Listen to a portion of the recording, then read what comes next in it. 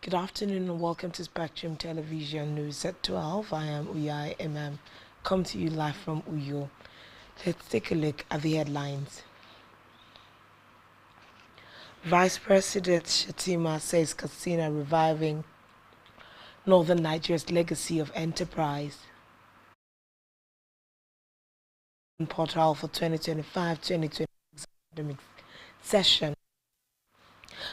Now the news is part of White House for. We'll bring you the details of these stories and more in a moment.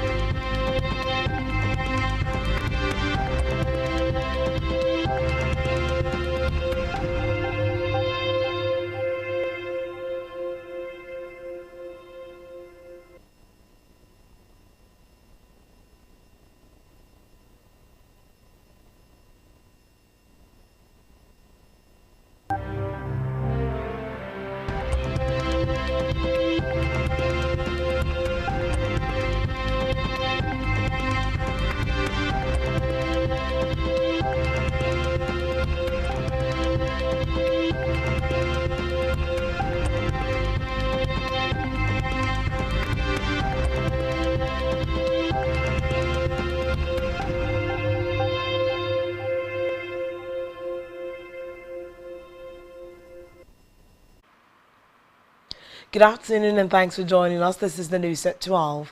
We have to the national scene where President Bola Tinubu has said his administration's anti-corruption drive has recorded a huge success in the last 2 years. He said the Economic and Financial Crimes Commission (EFCC) had secured over 7,000 convictions and recovered assets worth more than 500 billion naira in the first 2 years of his administration. The president, who spoke in Abuja at the opening of a joint workshop of the EFCC and the National Judicial Institute, said the recovered funds were being channeled into social investment programs such as the Student Loan Scheme and the Consumer Credit Scheme. Represented by Vice President Kashim Shettima, Tinubu urged the judiciary to uphold the highest standards of integrity and impartiality in the fight against corruption. In the meantime, President Bola Tinubu has joined family, friends and well-wishers nationwide in celebrating the former head of state, General Yakubu Gowon, on his 91st birthday. In a statement marking the milestone, President Tinubu praised General Gowon for his patriotism, visionary leadership and lasting contributions to Nigeria's unity, peace and development. The president also acknowledged the former military ruler's continued counsel on national matters, describing it as invaluable to the growth and stability of the country. Meanwhile, President Tinubu has directed that a new state-of-the-art auditorium be built at the Nigerian Law School to further enhance legal education infrastructure. The Federal Capital Territory FCT Minister Nyesom Wike announced this in Abuja while flagging off the construction of a 600-bed students' hostel at the Abuja campus of the institution in Buhari. Wike explained that the president's directive followed an observation that the anticipated increase in students' intake, occasioned by the building of the new hostel, necessitated a review of the existing lecture facilities. The minister added that the intervention demonstrated President Tinubu's commitment to enhancing the nation's legal education infrastructure.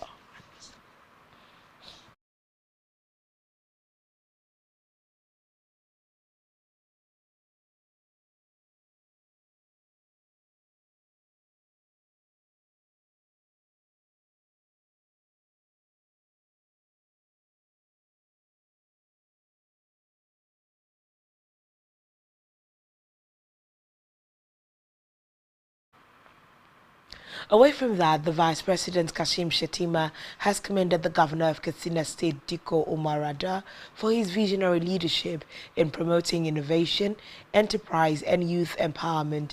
Shettima described Katsina as a beacon of creativity and resilience in northern Nigeria, noting that the state is steadily reviving its long-standing legacy of learning, trade, and craftsmanship.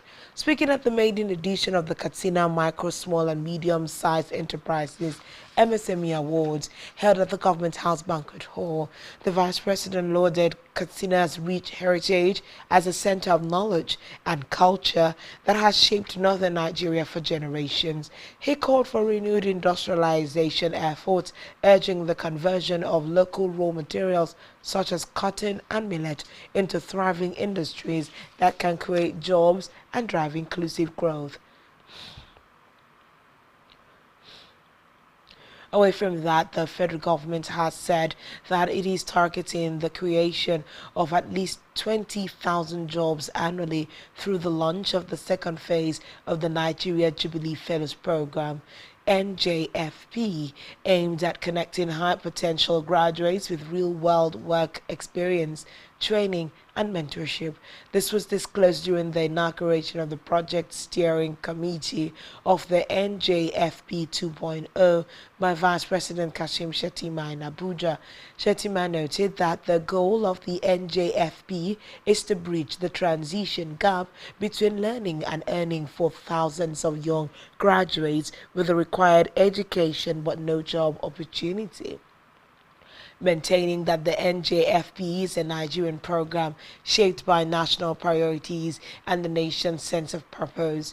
The VP told members of the committee to deepen that ownership, strengthen coordination across institutions, and ensure that NJFP remains accountable to the ambitions of the administration. From the Red Chambers, the President of the Senate, Godswill Akpabio, has urged world leaders to renew their commitment to humanitarian duty and moral responsibility in confronting global suffering. Akpabio made the call during the humanitarian session of the 151st Inter-Parliamentary Union IPU Assembly in Geneva, Switzerland.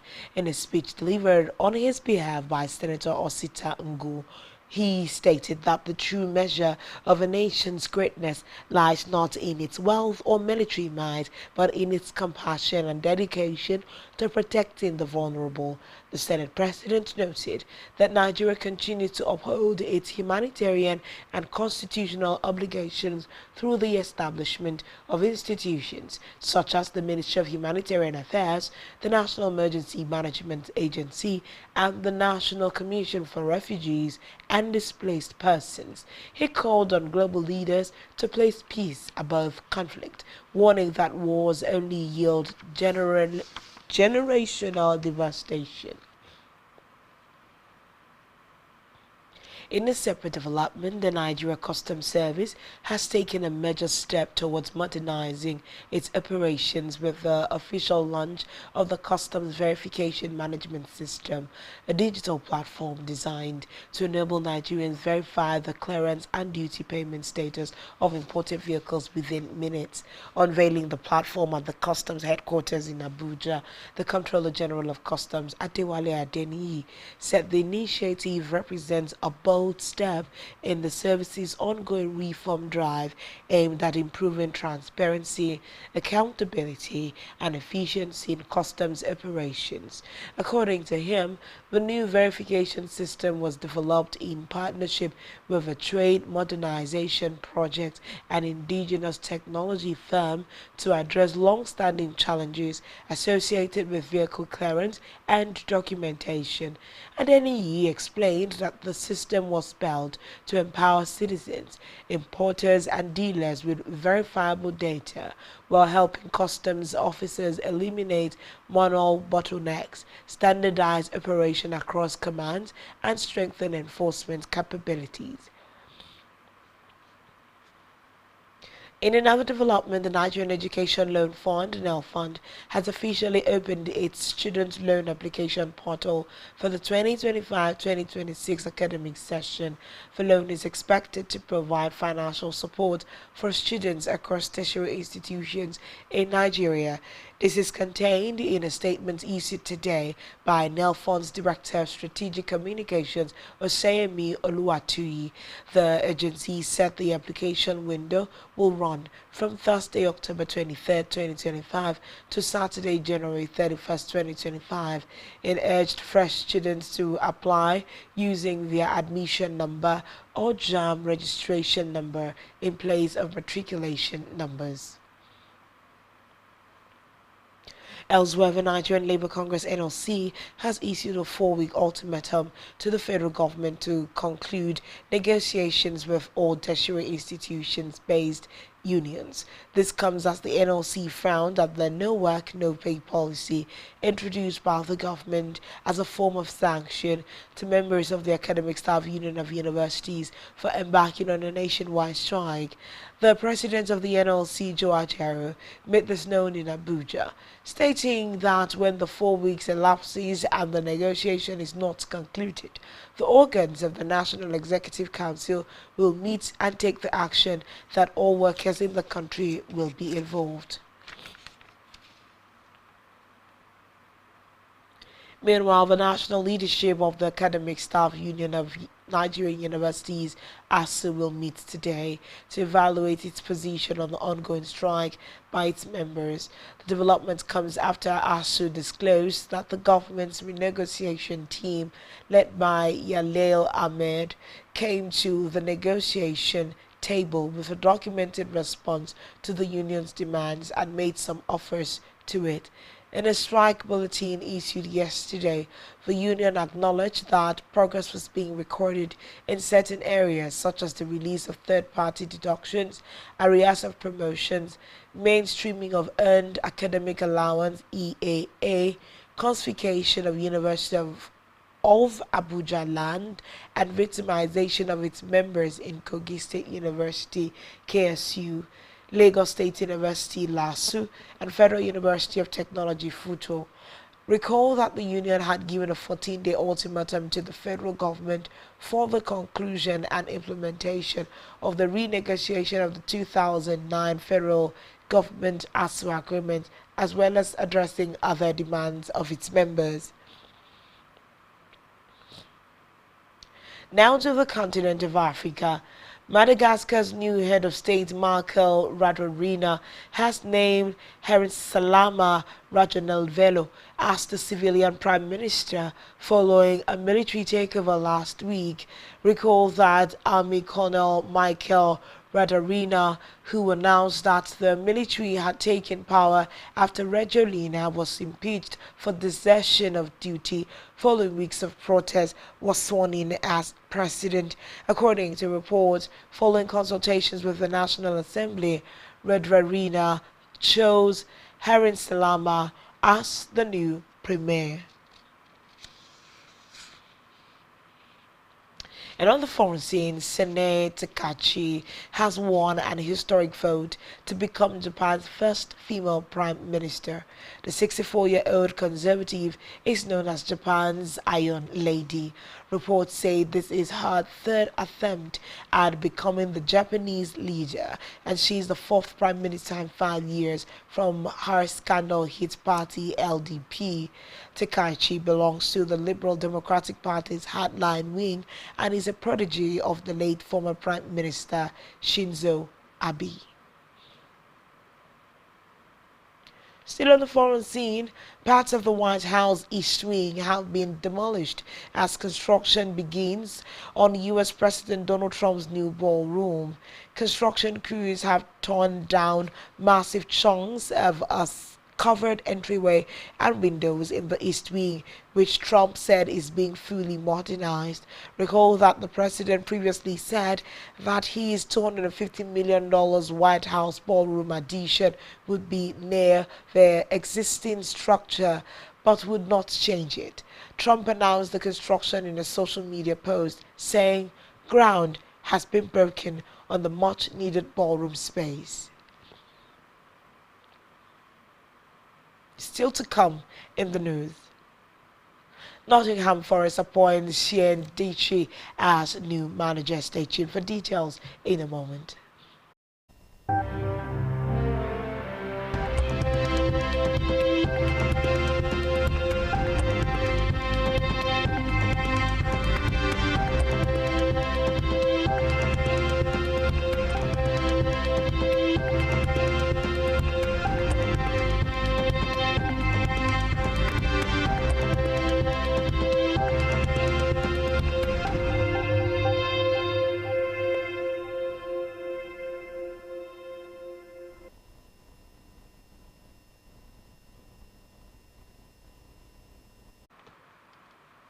Welcome back and thanks for staying tuned. We'll bring you towards the end of the news this hour.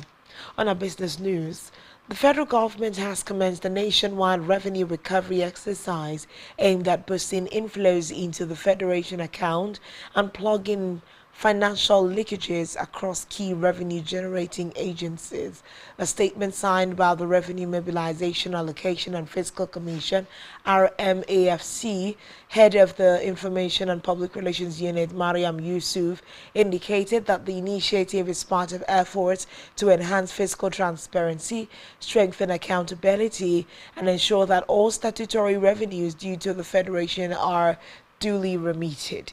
In his remarks, the RMAFC chairman reaffirmed the Commission's determination to strengthen Nigeria's fiscal governance and ensure that all revenues due to the Federation are fully accounted for and remitted into the Federation account. He explained that the engagement of consultants was a strategic initiative aimed at plugging revenue leakages, enhancing transparency, and boosting the fiscal capacity of the three tiers of government in alignment with the renewed hope agenda of President Bola Tinubu. On our health news, the Plant Treatment Overseas Association of Nigeria, a body of professional biochemists, has called on the federal government to formally integrate herbal and alternative medicine into the country's healthcare system to improve the well-being of Nigerians. Speaking with journalists after the association's 2025 conference in Abuja, the group's president, Olayemi Ikotun, said that Nigeria stands to benefit greatly from the medicinal potential of natural plant-based supplements, which he said are effective in treating a wide range of health conditions without side effects. According to Ikotun, the association has invested in extensive research and the development of natural medicinal products that have proven effective in managing conditions such as fibroids, piles, and other chronic ailments. He stressed the need for the government to formally recognize and support the role of herbal treatments, particularly as a complementary option in the nation's healthcare system.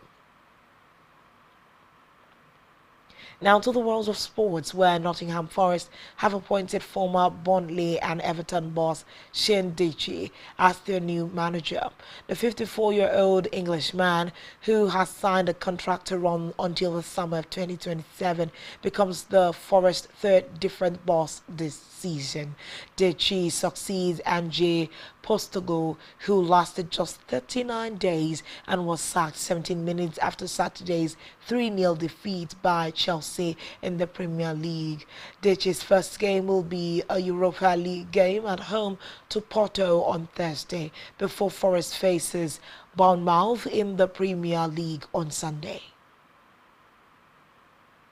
Still in sports, Atletico Madrid have lodged an official complaint to UEFA ahead of Tuesday's Champions League clash against Arsenal after being left without hot water at the Emirates Stadium following their training session today.